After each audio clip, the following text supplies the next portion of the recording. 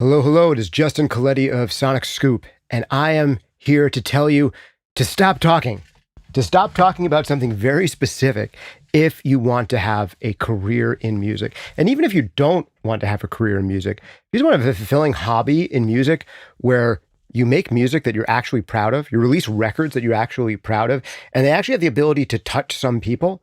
There's one thing that you have to stop doing. And I'm just going to give it to you right here and right now. And we'll go deeper and deeper into this idea as we go on. And I'll give you some positive alternatives about what to do instead. But here's the thing that you have to stop doing. When I stopped doing this, it dramatically changed my productivity. I am so much more productive today than I was in my 20s. And it hinges on this one thing. And this one thing is you have to stop talking about your music. Now, I'll offer some caveats here. There are certain times and places where you do want to talk about your music, but most of the time, most of the talking about your music that you've been doing has been holding you back.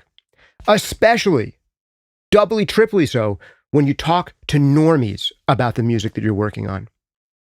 Every single time you talk about your music, you get a dopamine hit that makes you feel like you've done music. And guess what? You haven't. This is a big problem, especially when you're in your 20s, you're going out to parties, and you're talking to people about the kind of music you're going to do. Or if you're trying to impress, especially potential significant others with the music that you've been doing. If you tell family members and you get the pat on the back, "Oh, you're so creative. I wish I was creative like you. You'll really make us all proud someday. Oh, you always doing your creative things." Man, the positive feedback you get from talking about your music feels really good. It's fun to talk about music. And it's fun to talk about your dreams, your hopes, your aspirations, what you want to accomplish in the world. But the more that you do it, the more that it's going to stop you from actually creating music and actually putting in the hours that you need to get good at your craft. Talking about your music, especially with normies, and especially with non-collaborators, is a way to diffuse your creative energy. And you don't want to diffuse your creative energy. You want that thing focused in like a laser into actually getting better at your craft and becoming more creative.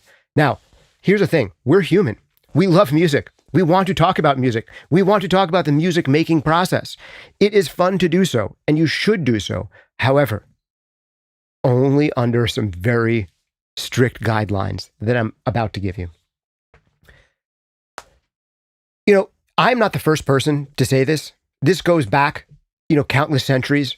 About 2 millennia ago, there was this guy who was giving sermons, and they have the whole book with stuff that he said and a whole bunch of other people. But there's this famous thing. I don't know if it's from the Sermon on the Mount or what. It's from someone who knows these texts better. You tell me. But there's this idea that if you pray in public, you have already received your reward. When you want to go and fast, doing something healthy for your body, putting yourself through a trial, and you make your face look as if you're fasting, and you're constantly complaining about the fasting that you're doing and letting everyone know around you know that you're fasting, you've already gotten your reward. Much better instead to do these things basically in secret, where it's just between you and, I don't know, the force that created the entire universe.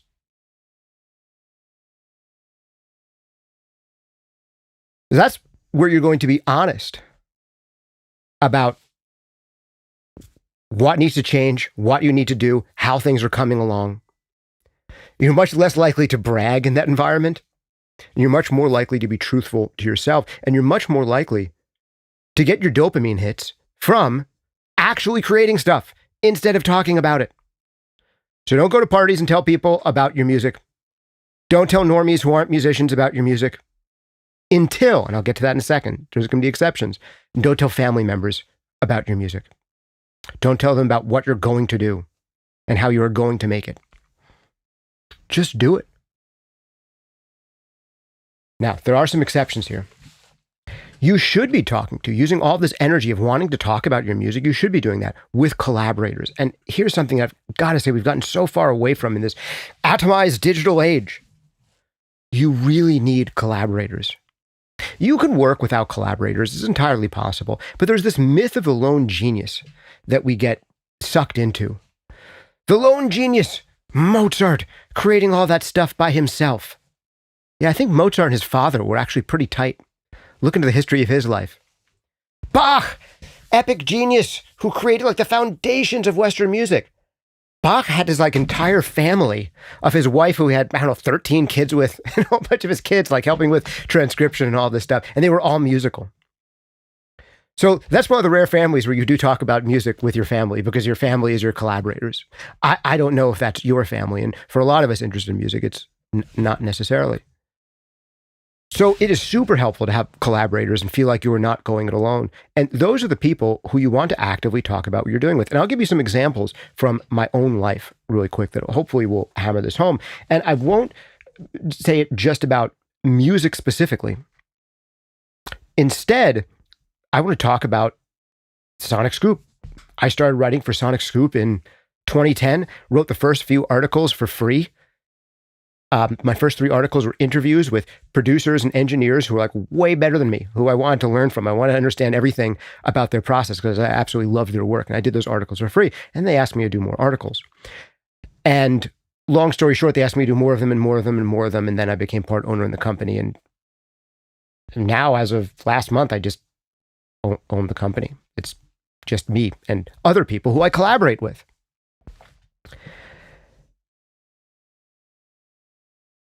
But the way that happened was that I stopped going on forums to talk into the ether about ideas that I had. And instead, I took that focus and instead of making it diffuse into a million different forum topics on social media, I made it laser focused into I'm going to put out articles. I'm going to study a subject and give a definitive answer. And instead of adding my few hundred words to a 9,000 word wall of text, I'm going to create the 9,000 word wall of text. Although actually a lot of my articles are probably 3,000 to 4,000 words. Now, this is not to say don't go on forums and don't go on social media, although you should probably to some degree limit your exposure to forums and social media. You should especially limit your exposure to forums and social media to the extent that those people who you are interacting with are random and unknown. Because your collaborators are not random, unknown people. They are people who you have some accountability to. That's what makes them collaborators. They're accountable to you and you're accountable to them. So how do you find that? How do you find collaborators? And how do you find collaborators, not just music collaborators, but collaborators to talk about audio engineering and music production with? You are interested enough in audio engineering and music production that you're here on a channel with 150,000 subscribers where all I do is I do half an hour and hour-long spiels going super deep into topics around mixing, mastering, audio technology, how the stuff works, audio gear, all this stuff. So you're interested enough that you want to fill your life with words to some degree, words about music and audio and your passion. So how do you do that? Well, I would recommend finding a circle, a bit of a mastermind, people who you work with regularly again and again. And sometimes it's hard to find that. One of the things that a lot of people do when they first start out as writers, people want to become fiction writers. I don't know if that's as big of a thing these days as it was decades ago. But for people who want to become fiction writers, they often would notice that, yeah, it's a really bad idea to tell people about the book that you're working on, because then you don't actually write the book. You want to be super quiet about that. However, you actually need feedback on your writing. And you need to talk to people about whether your writing is going in the right direction, whether you're improving, whether you're keeping people's interest. And whose advice do you want? Do you want your mom's advice on that? Maybe your mom is a really good writer, a really good editor, a really good literature critic, and your mom, in your case, is the right person to, run your first chapter by. But that's not the case for most of us. Instead, people would go and get involved in writers' groups, where all of a sudden, yes, you are talking about your art, you're talking about your work, but you're doing it amongst collaborators and you're doing it in a situation of accountability. When you meet someone randomly at a bar and you say, I'm working on this great album, my magnum opus is going to be a 21st century space opera about coming of age in the time of TikTok. I don't know. What's your 21st century space opera going to be about? And you never see that person again. You got your dopamine hit. But if that person you're telling about your space opera expects to hear a first draft of your space opera next week, oh man, it has the exact opposite effect. Now, instead of diffusing your energy by telling someone about something that you're going to do, you're focusing your energy by telling someone about what you're going to do. You've created, instead of a energy suck, a art vampire who has just sucked your creativity out of your brain by giving you positive reinforcement, even if they don't really mean it. You've instead created an accountability partner who you've got to show up for and say, I did actually complete my first rough mix for this album or my first demo, and now let's evaluate it. I want to hear your feedback on it. Now, there could be dangers of writers' groups and all that stuff. You don't want to write by committee. You need to hear people's feedback and then still do what is appealing to you anyway to a degree, while also not being so stubborn, thinking that you know everything, and the people around you who all tell you that they get bored at the same section, maybe they're not all wrong. So there's a balance to be had there. But how do you find that in audio? Oh my goodness, is this going to be the shameless plug? It is going to be the shameless plug, but I'll give you a little bit of preamble. For the past couple of weeks, I've been telling people that I'm creating a new member section. We've had a member section here on YouTube for $5 a month for a year, and it's been great. I think we've had about 100 members sign up, all at $5 a month, and we do monthly members-only content. Every other month, it's been a Q&A session where I give guaranteed long-form answers to specific nerdy questions about audio. And every other month I was doing mixed feedback sessions where, man, some of these were epic. I would go 3.5 hours giving a whole bunch of feedback on mix after mix after mix after mix. And people took a lot out of these because it wasn't just me saying, good job, your bass drum is a little quiet. No, we go super deep and we evaluate the records that people are working on, again, some of the best records ever made. And in doing these mixed feedback sessions, we also end up listening to great music, the actual references that these people use, just as sonic touchstones, to find out what makes them work and find out what separates our work from the work of the greats. And we can get so many insights into the structure of your song form, your arrangement, as well as all of those little things about mixing. And for some people, the answer really is, well, you need more, in this case, 5K on your kick drum and less 100 hertz. And, that's the answer for some people. But for some people, that's not the only answer. It's like, whoa, you are acting like in this section, the guitars are the main character, and they're not. The main character in this section is keyboards and vocal. And what's happening between those two things are really important. The guitars need to take a backseat, or vice versa, depending on what's happening in the song. So there can be big things like that. But we are now moving away from this members only section on YouTube because I want to do something that's more interactive, that's more like a writer circle, more like a mixer circle, more like a music producer circle. So we've created this new thing called the SonicScoop Audio Accelerator. And I am not going to let you enter it right now. So this actually isn't a plug. You are right now not allowed to sign up for it. I have first given the link only to SonicScoop YouTube members to give those people first crack to get in. And those people will get, the new rate's going to be higher, but they're going to get grandfathered in by getting a whole bunch of free time on the site as it first starts up. So you folks will have a special deal. Check out the SonicScoop members section for that. It'll be for members only. For those of you who are not members of the SonicScoop channel, I can also give you, I'm going to do a special thing where we're going to do your first 15 days free in this new service.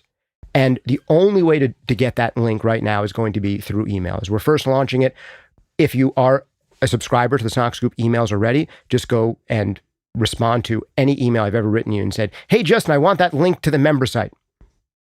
If you are not yet a member of the SonicScoop YouTube channel, then go over, the SonicScoop mailing list, then go over to SonicScoop.com and sign up for the newsletter there. I'll bring it up here on my screen so you can see exactly where it is. Here, we'll do screen share for those of you on the screen share versioning of this. We'll go over to Safari. Here it is. Right up here on the top right-hand side of the screen, click this newsletter sign up button. Sign up for the newsletter. You get a welcome email and just say to me, Justin, I want the members link, and I will send it to you. But this is going to be private when we're first starting up. It is not going to be for just everybody. It's going to be extremely affordable. It's going to be $10 a month. The other thing that we're adding in is for anyone who has any of the courses. If you've bought Mixing Breakthroughs, if you've bought Mastering Demystified, Compression Breakthroughs, EQ Breakthroughs, I'll also be sending you a special email with a special deal and a special free period for you folks as well. So I'm hoping to get this populated with just like the most rabid, enthusiastic people who've already taken the courses, have a great baseline of audio knowledge from this to begin with, and then we're going to open it up to more and more people as things go along. But for now, I'm keeping it a little bit harder to access than the normal thing. If you want to take one of our great full-length courses like Mixing Breakthroughs, Mastering Demystified, Compression Breakthroughs, EQ Breakthroughs, I'll also send you a special link where you can get a special deal where you get free time in this service. But even if you don't want to do any of the stuff that I'm talking about right now, I still want to give you guys some ideas on how to use this principle in your life. Because there's one other type of person that you should be talking to that most musicians don't talk to enough. So here are the three big concepts we're covering today. Concept number one we've covered is don't tell people about your music. It'll diffuse your creative energy and stop you from actually creating. Don't pray in public, don't fast in public, and don't tell people about your music in public. Do that in secret.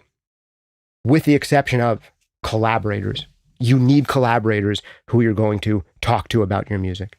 Those are accountability partners. It's entirely different. And they actually increase your focus by basically demanding that you live up to the promises that you're making.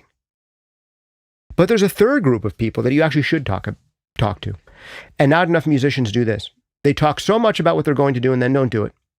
But once they've finally done it, then they don't tell people about what they've already created.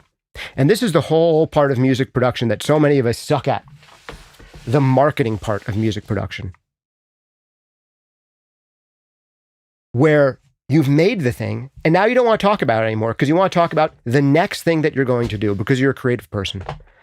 And your mind is always thinking about what's next? What am I going to do next? What's fun and new and novel and different from what I've just done? So you end up talking about the next thing in the beginning, diffusing your energy and keeping it from getting done. And you don't talk about the thing that you just did and actually get people to hear it. So I want you to reverse what you've probably been doing, which is telling everyone about what you're going to do and then forgetting to tell anyone about what you've already done. And I want you to completely reverse that, and it will change your life completely when it comes to music, especially if you want to have a career in it. But even if you just want to have a really fun, productive, fulfilling hobby. Tell the whole world, tell your mom and the pretty girl or guy at the bar about what you have done and how they can hear it. Invite them to shows. Get out there and make sure that people have heard your music. And you might think, well, I shared my song once and now I'm done sharing it and I guess I can never share it again. No, I have done this topic before. I have done this is season number 7 of the SonicScoop podcast. I've done this topic at least once. Yeah, I think one time I've done it. I've done the topic of don't talk about your music. And you know what? I should probably do it again in another 3 or 4 years. And you know what? I should probably do it again even sooner than that, but I'm too creative. Always want to do something new to do that.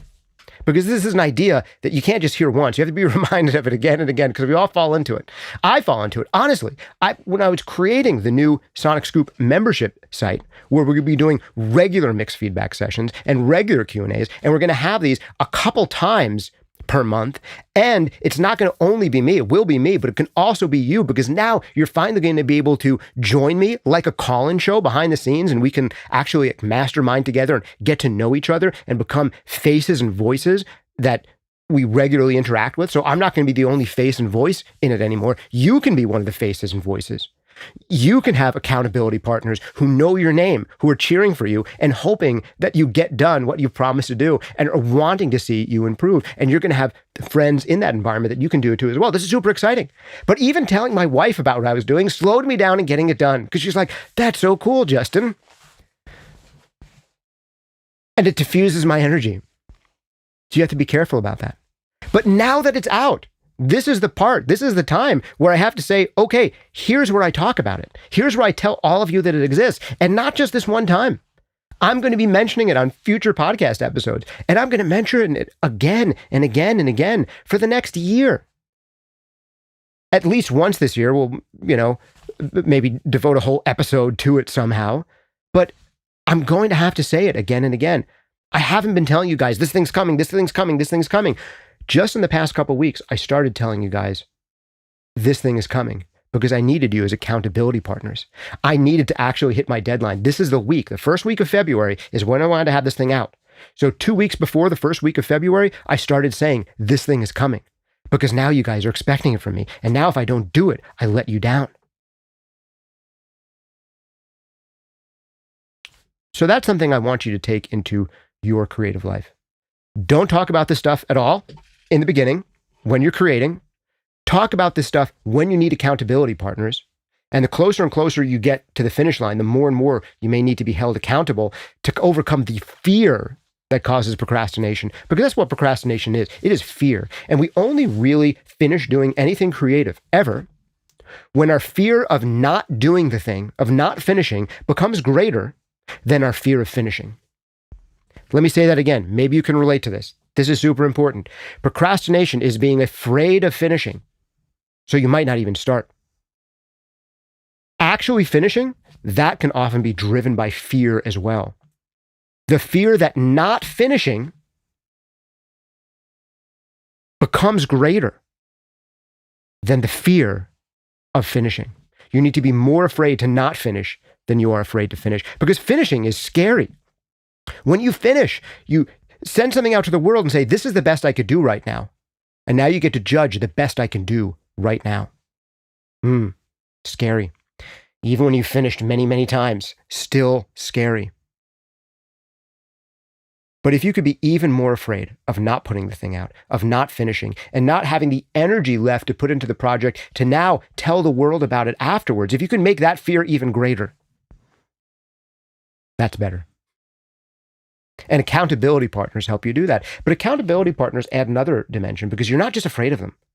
They're not whip masters, right? Your accountability partners are people who, for lack of a better term, love you in some way.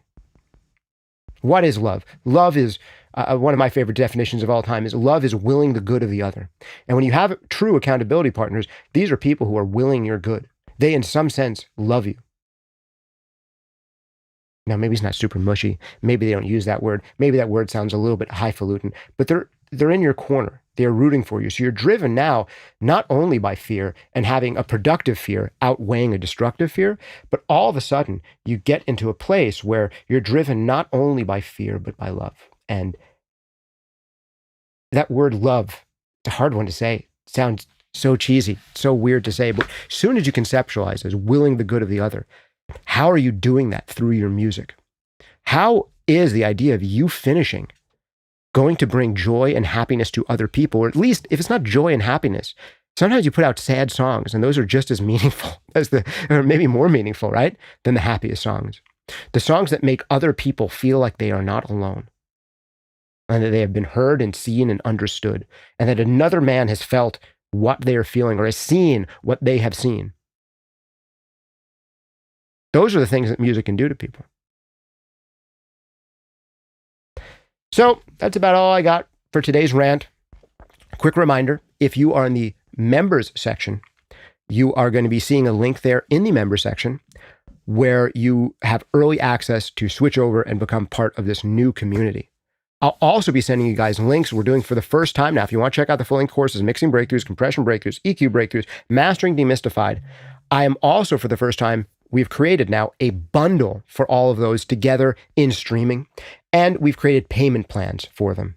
If you're interested in getting, the stuff through, was it Afterpay or Klarna, instead of buying these courses for one price, we now have been able to break them up and give subscription options as well. So if instead of buying them outright, you either want to check out subscriptions or the installment plans, you can check that out. That'll be in the same place. You'll be able to find it as this new Audio Accelerator membership. If you want to know about, though, you either already have to be one of the YouTube members, or you have to be on the SonicScoop email list. Go to SonicScoop.com, sign up for the newsletter there. The newsletter's sign up is on the top right-hand side of the screen, or reply to any email you've ever gotten from me with, Justin, I want a link to the new membership site, or something to that effect, and I will send it to you. Also, if you already have a course, you'll also be getting a special offer to join. And then in the future, I'll open this up more to the public. And if you are in the future, which you might be, and in which case, greetings from the past. In the future, maybe there'll be a link down there when we've opened it up even further. Also, one big last shout out. I always have to shout out, Sound Toys have been sponsoring this podcast from the beginning, now in its 7th season. Check them out at soundtoys.com. They make some of my favorite creative mixing effects in the known universe. They just teased a new plugin at NAMM called, the Space Blender. Super cool looking reverb. But go ahead and get the SoundToys 5 bundle if you hadn't already. You can try out anything they make for free for 30 days at soundtoys.com. And if you want to act right now and get one of our great full-length courses, check out Mixing Breakthroughs, Compression Breakthroughs, Mastering Demystified, EQ Breakthroughs. They're all wonderful. People ask me which course to start with. I often say Mixing Breakthroughs because there's a whole roadmap to mixing. But if you're really interested in getting better at EQ, just start with EQ Breakthroughs. If you're really interested in finally hearing and understanding and using compression like a pro, then get Compression Breakthroughs. And if you want to learn everything that I know about mastering and everything you need to know to get started mastering for yourself or for others, Mastering Demystified. They all have a 30-day money-back guarantee. And the before and afters I've heard and the testimonials I've seen just make me know this is probably one of the most useful things that I've ever done. To get them done, I had to not tell anybody that I was doing them. And now that they're done, this is when I talk about them. And I've been talking about them now for years because I know that they actually help. And I know that they actually help. And the way that I got there is by not telling anyone while I was doing them. And I was very afraid to release every one of them, just so you know. I was procrastinating. But I was motivated to know that A, these will improve people's lives, which turned out to be true. And B, I was more afraid of not doing them than of the idea of going to my grave having not done them versus actually putting them out. It was much scarier to not put them out. Still scary to put them out because I just imagine all the criticism I was going to get.